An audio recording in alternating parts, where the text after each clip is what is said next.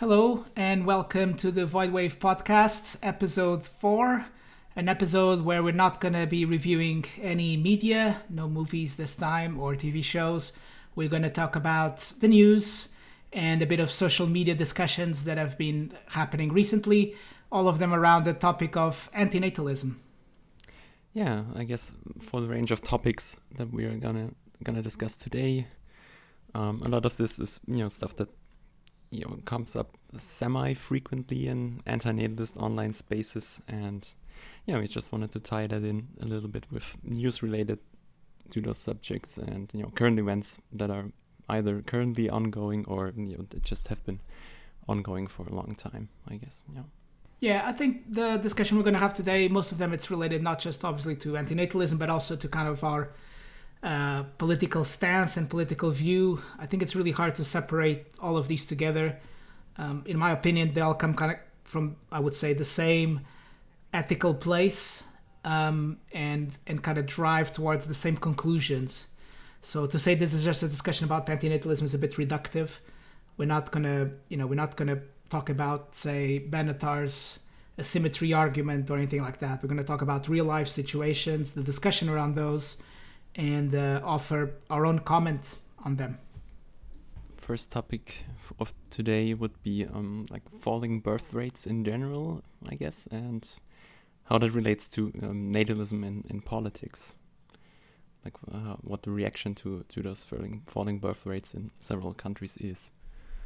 We've collected quite a few pieces of news, from Latvia, a country that's had traditionally quite low birth rates already, but their birth rates for 2020 are gone even lower than before, and Latvia is trying to reverse that trend.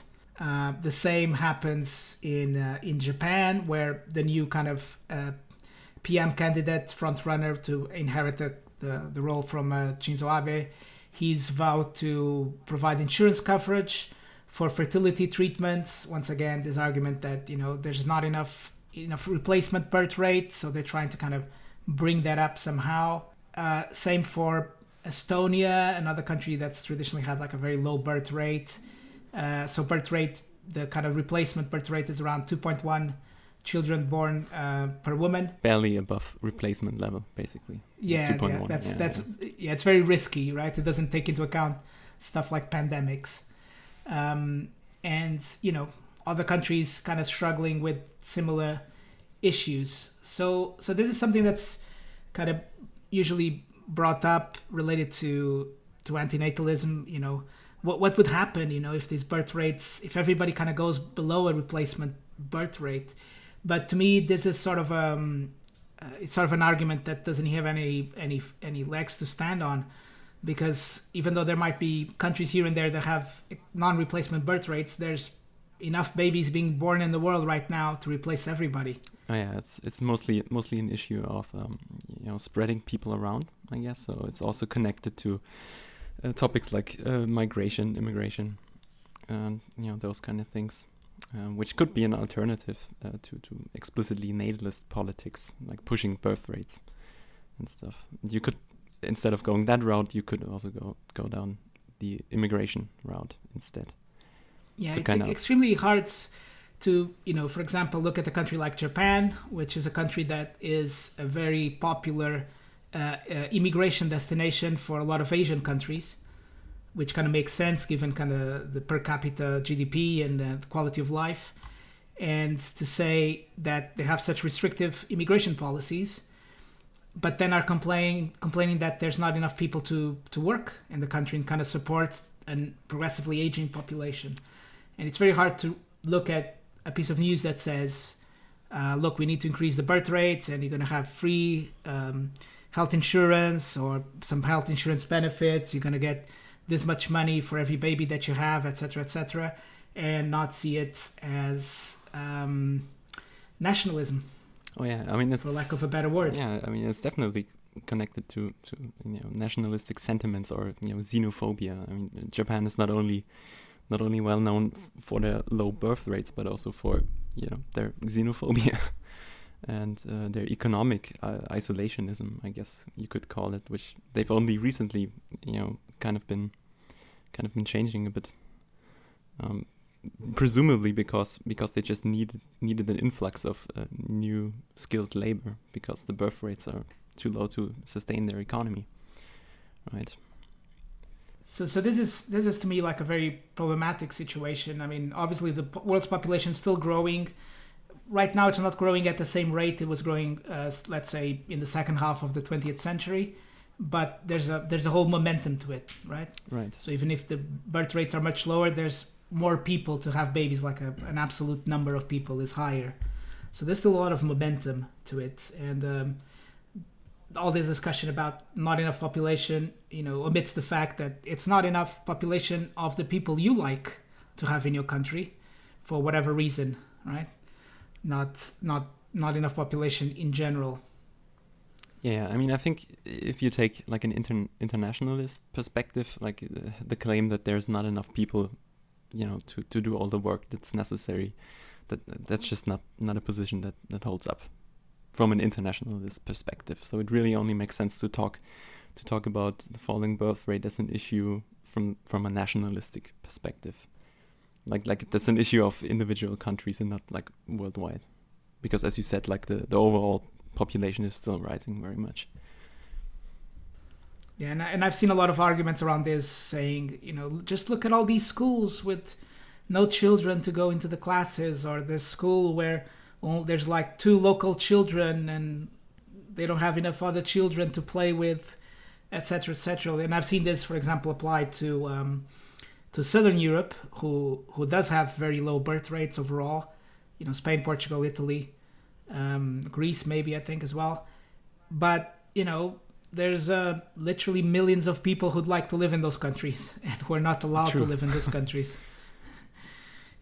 All those native to Southern Europe children, they would have plenty of other kids to play with if you allowed them to come into your country, right?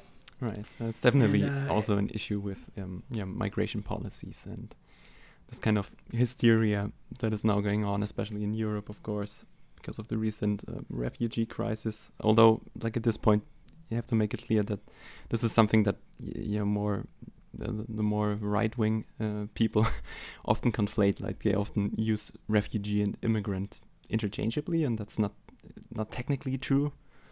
Like you could make an argument that refugees are also migrants in some sort of way, but usually when you're talking about economic migration, you're not talking about refugees. You're talking about people who are already they're already educated, they have a certain skill set, and they're looking to find a job with that skill set in another country. So there are some jobs that are incredibly hard to automate, right? And those jobs will always require people to do them. Like, for example, fruit picking. True. If you're picking blueberries, it would take an extremely complicated machine to be able to pluck the blueberries or the blackberries from the bushes without destroying them, right? Right. And it's much cheaper to get a person to do it than build a machine that has that kind of fine motion. So there's every year the nations of Europe, for example, those are the ones I know best, of course, because I live here. They bring in a huge worker population in just to kind of collect the fruit, pick the fruit and vegetables, and then all those people kind of get sent back, right? Yeah, that's like the middle of the road capitalist solution. And then they send everybody back. And then they complain that there's not enough children here. There's not enough people to tend to the elderly. Well, there's a solution, right? And you can be for open borders, or you can be for controlled immigration, whatever. But to me, the falling birth rates is a non-issue.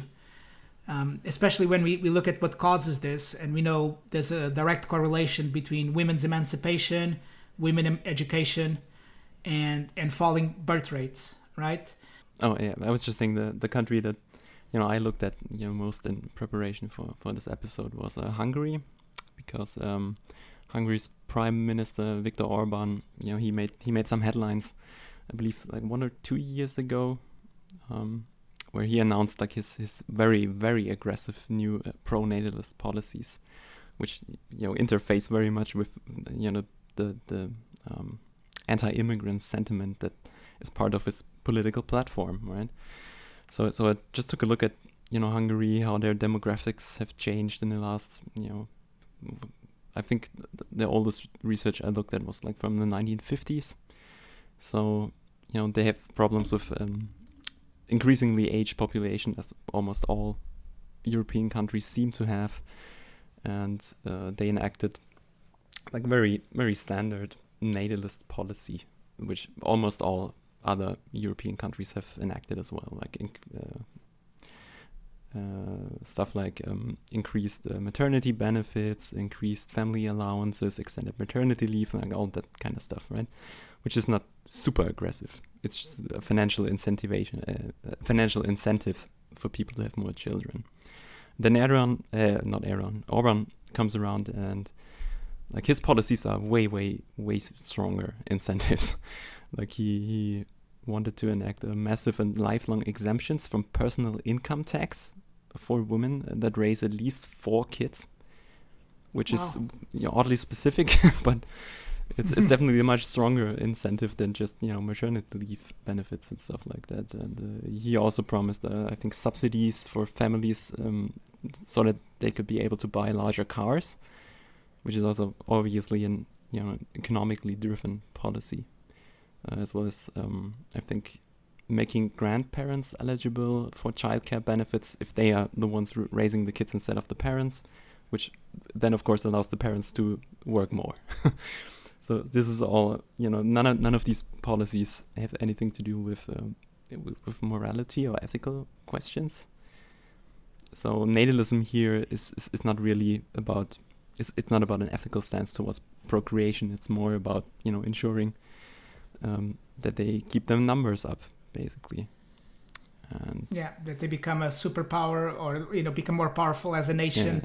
That's itself right. It belongs to some kind of categorization, that it still remains whatever they think is the ideal nation, right?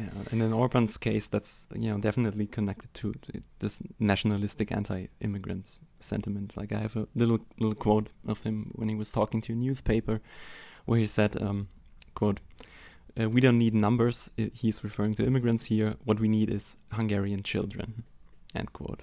So he makes it very clear what the intentions are there. And he's presenting his policy proposals as sort of, the alternative to the more liberal immigration policies that other countries have gone with. Yeah, even though those liberal, if you want to call it that, immigration policies are still essentially saying the same, right? There's this essentially just saying, sorry, not immigration policies, but the policies to incentivize birth rates, right? They're just not being so much on the nose about it. Yeah, they're just not as aggressive or massive, right? Yeah, they're still saying the same about, we prefer our people to grow in numbers before we make other people ours, I guess. Ours as in our nationality. Yeah, and I guess that would be like a good point to segue into a little a side note, I guess, because antinatalists online are often faced with the charge of eco-fascism, which is a very loosely and not really it's not really clear what people mean by that, but it's something that we get called quite a lot. And while I wouldn't exactly call people like Orban or Trump or Erdogan in Turkey fascists, I think it's fair to call them, at least to say they have proto-fascist tendencies. Like they definitely check some of the boxes, right? The nationalism, the anti-immigrant sentiment, and of course also the hyper-natalism, as I would call it. And on that thing, wouldn't be an episode of the Void Wave podcast if we wouldn't talk about Mark Fisher real briefly. He has a nice little essay he wrote for his blog, the K-Punk Archives, which is entitled Antinatal. And in that essay, he goes a little bit over how fascist regimes of the past dealt with population growth measures, I guess is what you could call it. And the example he gives is Mussolini's battle for births, quote unquote. Like that was one of one of fascist Italy's like 4 big propaganda points they had. Like they always frame it in this language with battle and war, and they had these 4 things going on. It was a battle for the lira, I guess, which was about like curbing the inflation of the currency. They had the battle for land, which was about expansionist politics, colonialism and stuff. They had the battle for bread, which was about addressing the food situation in the country. And lastly, of course, they had the battle for births, which was about pro-natalist policies, which are also policies you could find in Nazi Germany at roughly the same time. So this is not specific to Italian fascism. This seems to be a thing that fascist governments or reactionary governments in general tend to be really big on. And yeah, he gives a nice little quote, which I'm just gonna read out in full right now. So the quote begins with, women were encouraged to have children, and the more children brought better tax privileges, an idea that Hitler was built on. Large families got better tax benefits, but bachelors were hit with high taxation. Families were given a target of 5 children. Mothers who produced more were warmly received by the fascist government. In 1933, Mussolini met 93 mothers at the Palazzo Venezia who had produced over 1,300 children. That's an average of 13 kids each, end quote. So you can see like that they definitely made this thing like a core of their ideology, right? Yeah. I mean, there's no way you want to take over the world without having as many people as you can. Like it interfaces side, like right? really nicely with their like capitalist imperialist tendencies, the xenophobia and nationalistic sentiments, of course, and it also went hand in hand with like anti-abortion and anti-contraception sentiments. I think Mussolini banned abortions for a time, at least, and he was supported in that by the Catholic Church as well. So at least on that point, they were in on it as well. Yeah. Any attempts at creating empire or being a colonial power, they always come through having as many of people on your side as possible, making your team as big as possible. And I know that European powers, when they were colonial powers, they had extremely high birth rates, especially in the colonies, right? Oh yeah, of course. Because they wanted to have as many white faces around them as possible. Yeah. I mean, especially like in the case of the fascists, like the Nazi Germany, they had like breeding programs basically, and they relocated a bunch of the German population to the territories they occupied in the east, while at the same time, of course, they were engaging in their genocidal project to dispose, quote unquote, of the native population there. So this is basically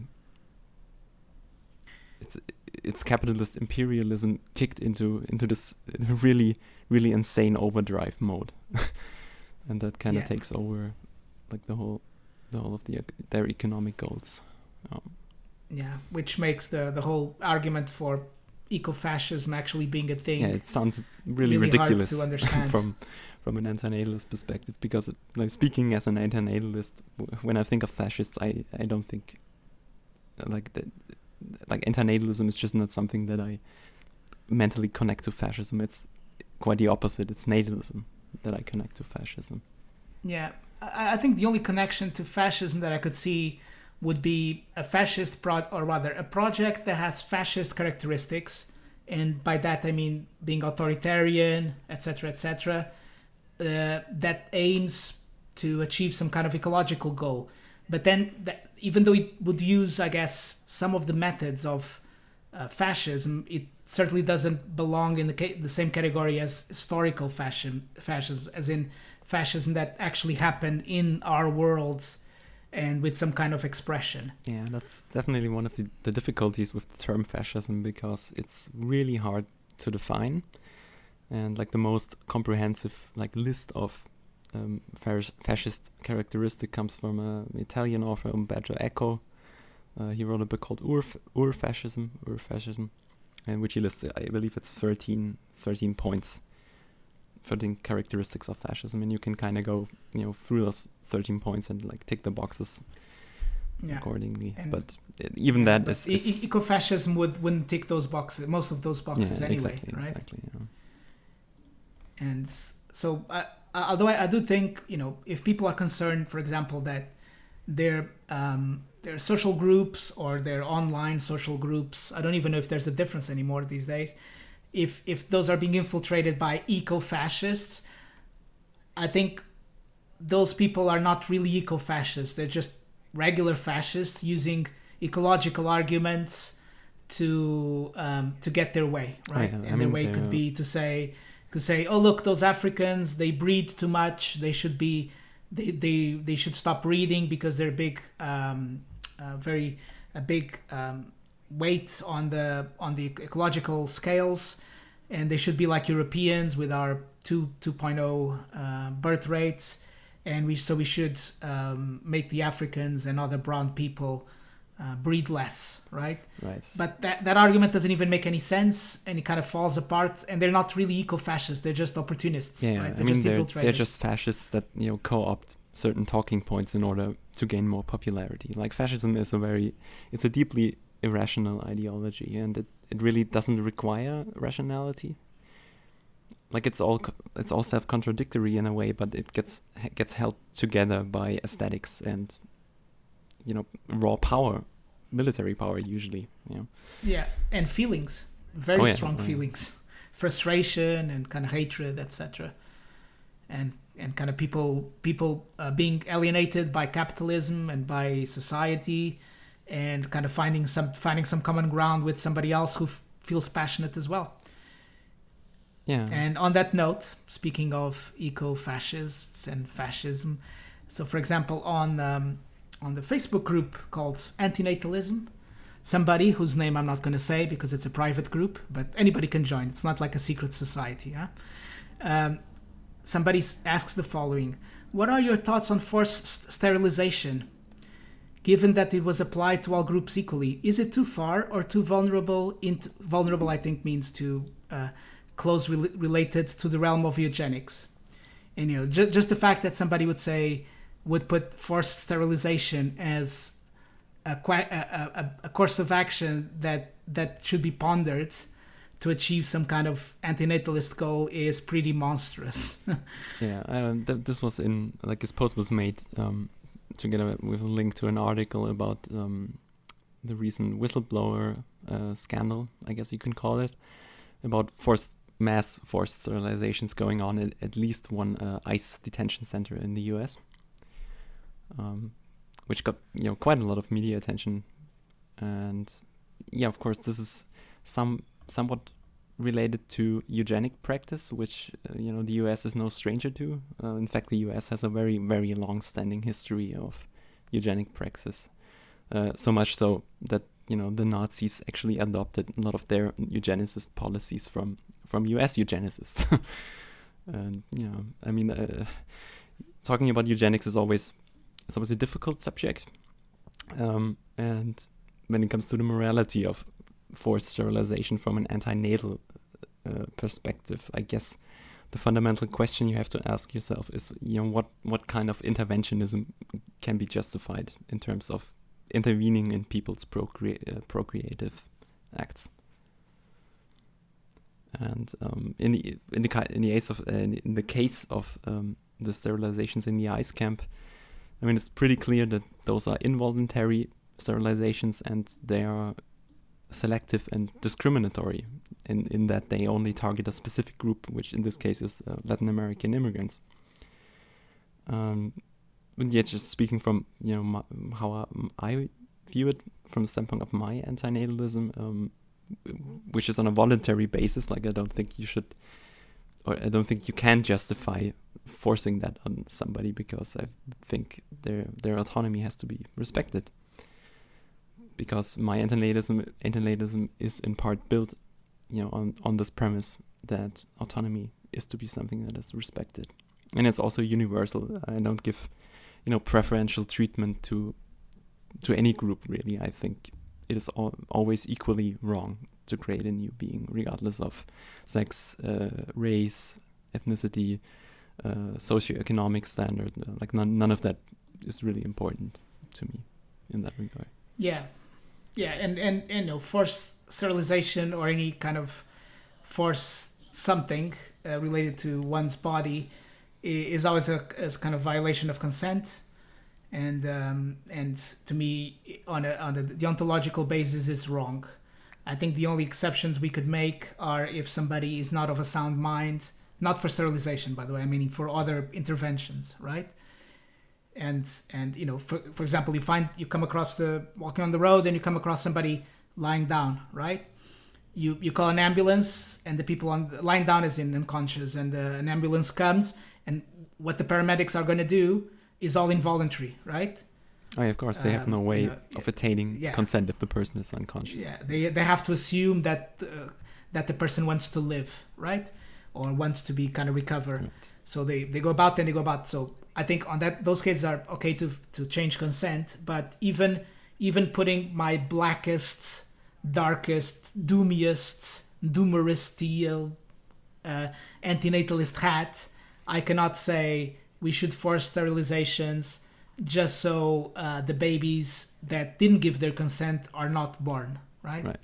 At least from the standpoint or from the perspective of, you know, some kind of deontological antinatalism, I think if you instead work with a more utilitarian or consequentialist framework, you know, you might be able to muster an argument in favor of such practices if, and you know, only if the most likely outcome of such actions would be like a net positive in some way.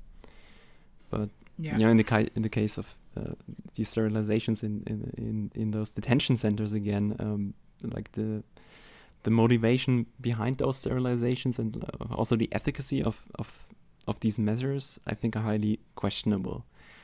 And it seems to me like these people in antinatalist spaces that, you know, advocate for such measures or defend what they're doing there in the camps, like it seems to me like they're following a very backwards logic, right? It seems like they are starting with the antinatalist conclusion already in mind and then work their way backwards from there. Like, oh, antinatalism is my goal and therefore these sterilizations must be good. And I think that's a really, really strange way of justifying such behavior. So we, the two of us and a few of our colleagues, I guess, manage an antinatalist space on the internet, right? The Discord server where we met and where we chatted about all this stuff before the podcast. And we find that I find at least that recent, or people who've discovered antinatalism recently and who kind of, for them is like a lightning bolt, you know, like just hits them, and they're certainly enlightened by antinatalism and they see things a completely different way. You know, the evil of procreation, etc., etc. And then the reaction to this enlightenment, and this probably happens like to people who discover religion or any other kind of system of ethics that suddenly makes a lot of sense to them, is that they want to do something about it, right? They get this very big energy. Oh, this is completely correct. I've waited for this my whole life, or some part of my life. And how can other people not see the world the same way I do? So they want to go out and they want to make this happen in the real world. And usually when people got this sort of energy, it's usually very dangerous. Yeah, it's usually very dangerous. Very dangerous because a lot of the like really, really bad shit that happens in the world historically, or happened in the world historically, there was usually, you know, some kind of ideology behind that you know, promoted a goal in the name of a greater good, to put it as abstractly as possible. And I definitely see a danger there for antinatalism to take this dark turn and like condoning like really horrible acts of violence, like this stuff was happening in these ICE camps. But on the other hand, I also see this like try to view it realistically, because antinatalism is still very much and probably will always be like a very fringe position, which with not much, you know, popular support behind it. So I wouldn't be exactly afraid of the antinatalist Gestapo carrying out hits on people or whatever. That's nonsense. With their vans that do vasectomy. Exactly. They stop you in the middle of the road and say, "Can you show your vasectomy cards?" "Oh, I don't have one." "All right, into the van." Get the scissors ready. Yeah, that would be overblown probably, but there's always a danger of like isolated acts of violence or whatever happening in the name of such an ideology. I think the good bit, I guess, in that regard with antinatalism is that it's even if it becomes popular, it's a sort of a non-replicating philosophy, because if you organize a society to be antinatalist, it will disappear very quickly. Oh yeah, probably over the course of like 1 or 2 generations, maybe 3. Yeah, it will just disappear, right? In the same way the Cathars, right, the Gnostics who lived in the south of France and who were deemed as heretics by the Catholic Church and killed in a crusade. They would never last long, right? Literally, because they couldn't. Yeah, they couldn't build an army or build productive forces like the Catholics could, who encourage reproduction, right? So even if there was no crusade, eventually they would have been kind of disappear very slowly. Even though a lot of people did move to the south of France to live with the Cathars, because if you were a woman, it was probably the best deal you could get in Europe, right? Since they were the most feminist of all. Oh, yeah. I mean, they were fairly progressive for early Christians, I think. Yeah, well, I think they're fairly progressive for all of the Middle Ages, any point of the Middle Ages, because they basically said the soul of a woman was as worthy as the soul of a man, because this is all imperfect, etc., etc. So our mortal shell, if you will, doesn't really matter. So a man is equal to a woman. So just that thinking is completely revolutionary. Even if it comes framed in a religious and kind of metaphysical wrapper, it's still like completely outrageous for, what was it, the 12th century or the 11th century? It was, 11th, 12th century, yeah. Yeah, it kind of went downhill from there once they were gone. Yeah, so anyway, I don't think these ideas will spread like that. I think, for example, the biggest communities online we have right now, one is the Facebook group, the Brazilian Facebook group. And I talk with the moderators there quite frequently, and they put the word they put love in their description, their group name, just to make sure that people understood this was a philosophy of compassion, right? That's nice. I like that. Yeah, they called antinatalism, having children is not having children is an act of love, right? Right. So which kind of gives, and they police it quite a lot, right? So if anybody comes in and say, hey, I agree with you guys, I'm not one of the gang, I think we should sterilize everybody, they go, no, sorry. Yeah, that's definitely something where I think the community at large deserves a little pat on the back, because like even just a couple of months ago, or maybe it feels longer ago than it was. But the whole antinatalist online spaces, especially the Facebook groups, were like pretty toxic for a while, and until then moderation got ramped up a little bit, and the community started to police itself a little bit better. Yeah. And even on this article about the forced sterilizations, most people that commented on it like thought it was an unethical practice and absolutely not justifiable, which is good. Obviously. There was unfortunately also some kind of outright racist and discriminatory comments, but those were in the majority, thankfully. Yeah, I think with antinatalism obviously doesn't have a pope and a holy book or anything like that, right? So anybody can say, I'm an antinatalist, and everybody should be sterilized. Oh, yeah. I hope this is not taken out of context, by the way. Clipped. Immediately clipped. Yeah, clip it. What these people in the Void Wave podcast are saying is monstrous. Yeah, we should 3 seconds. We should clip that and make a what's it called, a TikTok account. yeah, just that bit. Because I heard that's where the money is at the moment. So maybe we need to expand to TikTok. But anyway. Yeah, or just create a huge controversy, just so people listen to us, and then they come in and say, oh, they actually don't mean it, right? A clickbait, classic clickbait. Yeah, clickbait classic. So anyway, anybody can come in and say, I'm an antinatalist, and I think everybody should be sterilized. If I could push a button to destroy the world, I would do it.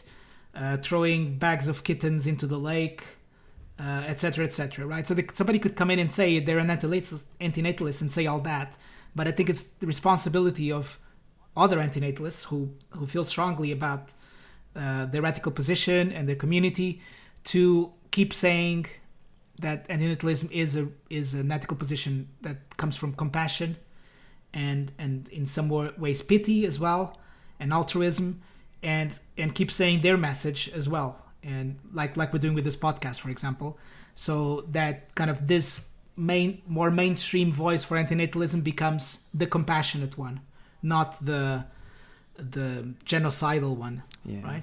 Yeah, I think like you were right that a lot of the people who espouse such sentiments, like they're really deeply misanthropic and outright, spiteful or hateful attitudes.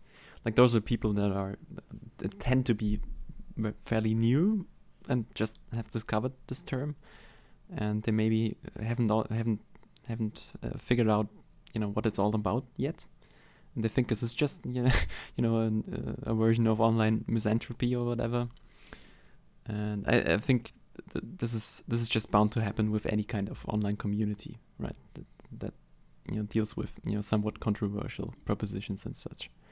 And I think since the community at large, at least the online community, of course, like the philosophy itself is quite old, but the online community phenomena, I guess you can call it, is still fairly new, and the community has to figure itself out a little bit. Yeah, and I think the more voices there are talking about this subject, the better. Yeah, I mean, it's just discussion that needs to take place, and the people who say unacceptable stuff, they eventually hopefully gonna leave because they don't feel welcome in this community. Yeah, speaking of saying the wrong things under the name of antinatalism, nice segue to the next topic. So the next topic is something I would say like a fallacy on antinatalism, false equivalency, I guess, and that a lot of antinatalists will talk about people breeding people into what they consider to be poor circumstances. This could be for several bad genes or bad social situation, which is genetic in a way, I guess. Not because it's in genes, but because you inherit this from the people who raise you, and saying that this group of people shouldn't breed, right? Right. Yeah. And we hear this a lot.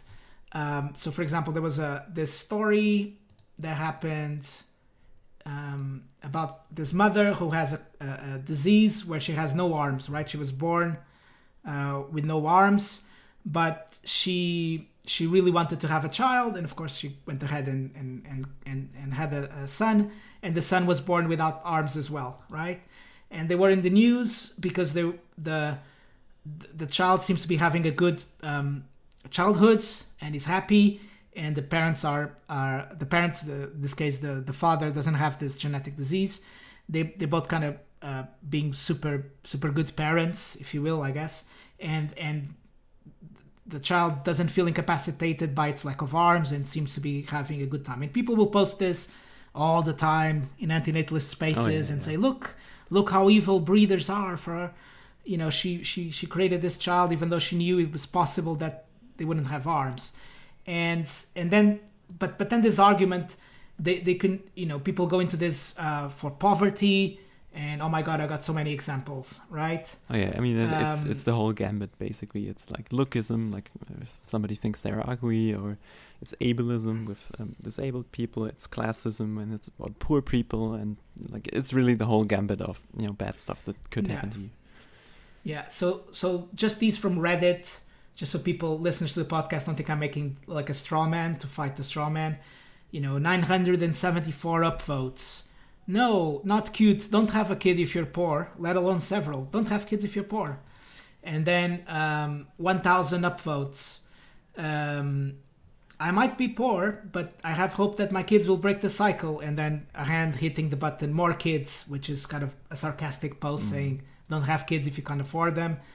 Another post about apparently thinking that someone who isn't financially stable enough to be able to provide for their children, to ensure basic needs, and they don't starve, should be having kids in the first place. Apparently this is controversial or called eugenics on Twitter. 1.1 thousand upvotes, right? Just giving a few examples.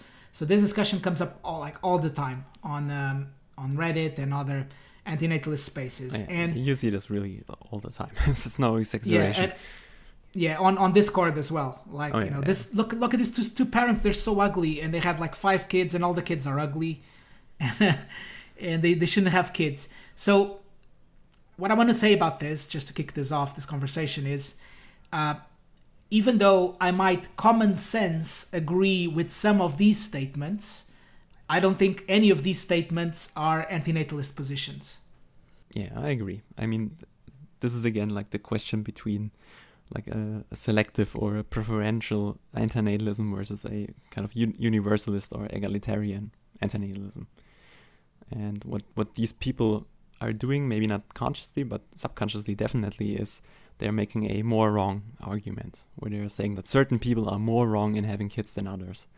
And they are creating, in a way, these tier lists of wrongness, which to me they seem kind of silly and arbitrary. For one, because if you already are an antinatalist, then you already have the position that procreation as such is deemed wrong. So making these kind of doubly wrong arguments or whatever, that's kind of irrelevant to the discussion in a way, I think. Yeah, it's like and you mentioned tier lists, which is a very gaming word type thing, right? Yeah, but yeah. I think there was somebody on our Discord that definitely used the word recently to describe it. Like there's like a tier list for antinatalism, right? So that's where I pulled it from. Yeah. Yeah. So if you're, I don't know, the offspring of Angelina Jolie and Brad Pitt, and you're born into fame and fortune and good looks, I imagine. Yeah, that makes unless you're really unlucky. Makes you an S tier breeder. And it's the least wrong. Breeder, least wrong. You're still wrong, but you're the least wrong. Yeah, exactly. Yeah, like it's really silly. I don't know. Yeah. And one of the beauties of antinatalist argumentation is that it's absolute, right? Procreation is wrong, and that's it. It's immoral, and it should happen. And then you could say that there's several ways to reach this conclusion, right? The antinatalist conclusion. And some people will go through the symmetry argument with Benatar. Some people will go through the deontological arguments with Cabrera. Some people will go with the ecological arguments like VAGMT has. There's even kind of religious arguments for it as well. If you kind of go, if you agnostic, right? So you can. There's several ways to reach this conclusion, but all of them posit that all reproduction, human reproduction at least, which is like the most universal antinatalist position, all human reproduction is morally wrong, and that's it. It doesn't say that. Oh, but if they're pretty and their parents have money, and you could, for example, with the asymmetry, agree with Benatar. It doesn't matter. Right? It doesn't matter who the parents are. It really doesn't matter. Like it's just flat out wrong in the abstract, and any kind of speculation you want to do about the particulars of a potential life, like that's really not. For one, it's not necessary, and on the other hand, it's also not a good argument. I think because you just can't have any knowledge of any of these particulars in advance. Like you just don't know if when two ugly people decide to have a child, whether or not the child will also be ugly. Like there's some variants there, some genetic variants. So or they get in an accident and get disfigured, right? Yeah, and same goes. How do you know? Yeah, and same goes like for like a genetic predisposition for like certain illnesses. Like just because the parents have these genetic markers, it doesn't mean that the children will necessarily express the illness in the same way their parents did. Yeah. So, for example, this child who was born without arms, I would hate it to be born without arms, because one of my main hobbies is playing the guitar, which is very hard without arms. It's possible, but not the same thing. Do it with your feet but then, that's me, right? That's me saying it would be very bad to be born without arms. But this child, who apparently was born with parents that love him very much, and who so far has had everything that they need in life, like an education, clothing, a roof over their head, etc. Is their birth more wrong than an able-bodied child who was born in a landfill site in the Philippines, for example? True. Like it's just really hard Are we going to rank these things, right? To rank these things, and by what criteria do you rank it? Like, is it just personal preference, and in that case, it's just meh, kind of arbitrary, or do you wanna post like some kind of objective tier list? And that's where it gets really difficult and even more silly. So yeah. Yeah, and it imagines you could view the future, right? That you can view the next 80 years of this person's life with everything that can happen to a life, right? Maybe they're born into privilege, but they have some mental health issues and they're depressed their whole life, right? That's hell. That's a life of hell, basically. It doesn't matter if they have arms or not. Sure. Right? Who knows? And of course, once you do this, you get into very slippery slopes, because if you say, well, please don't take me out of context.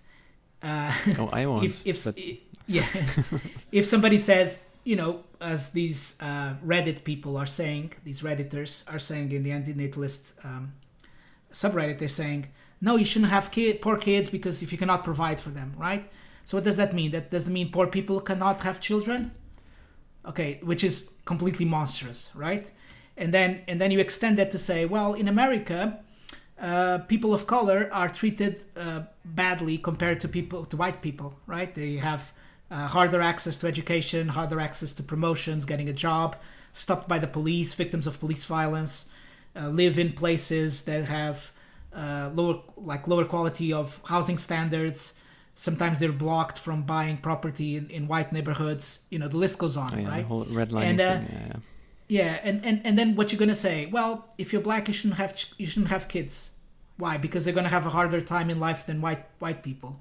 So you see, if you start making this argument, you very quickly hit very monstrous conclusions, and it's not it, Chief. It's not it. Yeah, I mean, like the comment you made before about the meme that was posted on Twitter, where some people called it like eugenics. Like that's exactly what's inevitably going to be happening if you make these kind of preferential antinatalist arguments where you prefer certain groups over others. Like this just leads back to eugenics. Yeah, it's literally eugenics, yeah, right? Exactly. And that's a difficult argument to make, I think. And I think the only argument you could make, and I'm not really sure how good of an argument that is, would be to make a probabilistic argument, essentially, where you say, okay, we can identify certain traits. They don't necessarily have to be genetic traits, but traits in general that are deemed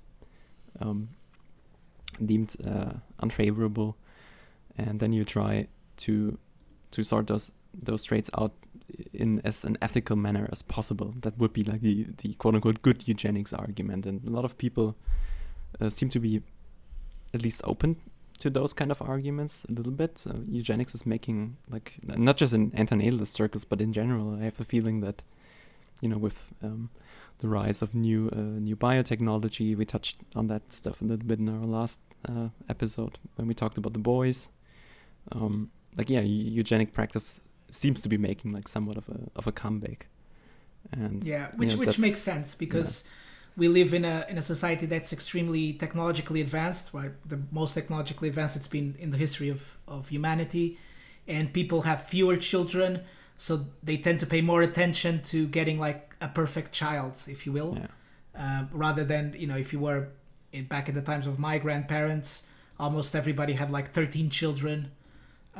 So if some of them came out not perfect, it was fine, right? Because there was all these other kids, whereas if you have like a single child, then it becomes like a subject of much more attention, scrutiny, and demands for perfection. Oh yeah, definitely.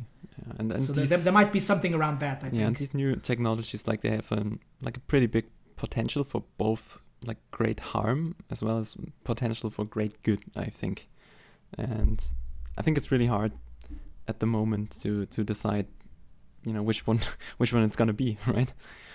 And yeah, but that's kind of besides the point that these people are making in their social media groups, where it's really predominantly about emotional attitudes, and kind of like the way it feels to me is it's like a morbid obsession with people in very unfortunate circumstances having kids, and then to demean them, humiliate them, and make fun of them. And I think that really misses the point of what antinatalism is about. Yeah, even though, for example, as I said, the armless child seems to be doing all right. Yeah. Many children of this boy's age are working 12 hours a day already, and being exploited and used for things which are best not mentioning, and unloved, discarded, etc., right? So this boy seems to be doing all right, so I think a lot of this is kind of this rage, right? Somebody did something which I feel is wrong, and I'm going to single out this case to make my point. But for example, I think it's about I'm sorry, go ahead. Yeah, my main argument for antinatalism, or one of my strongest arguments for antinatalism, is death, right? Everything that's born must die, and everything that is born that's got a human brain, unfortunately, bears the burden of knowing about their death and knowing about others' death. The death of their parents, family, people they care for, their pets, their favorite tree, whatever. Everything must be destroyed in the end. And this burden, it doesn't matter if you have arms or are poor or not poor, you're always going to carry it. So I don't care. All births are F tier for me. True. I 100% agree with that. And I think, because I really had a hard time understanding where all of this rage and anger and sadness and frustration was coming from, or why it would lead to this this almost it's a habit of compulsive shit posting almost, which kind of evolves into this coping mechanism that people have. And this is again not just endemic to antinatalist online spaces. Like, you see this kind of behavior in all online communities, right? So it's not just antinatalists. It's just that antinatalists make fun of people with kids, and other people make fun of other people for whatever reason. And it's more of a coping thing than it is anything else, right? Yeah, and these stories, they're about these kind of parents with genetic diseases who then still have children despite the warnings from doctors. These stories get posted on online newspapers to provoke, to clickbait, right? Oh yeah, of course, because often, there's good. Yeah, it's often quite graphic stuff, especially with like very severe like genetic defects. And yeah, as I said earlier, I think people in antinatalist spaces, they really develop this morbid obsession with focusing on all of that misery. And the only thing that does, in my opinion, is that when people simmer in their own misery and they're reproducing their own misery, not in a biological way, but in a cultural way almost, by sharing around these articles and posting and circle jerking over them. That's just not a very healthy attitude to adopt, I think. I think that only pushes you even more into like the doomer attitude, that there's nothing that can be done about any of this.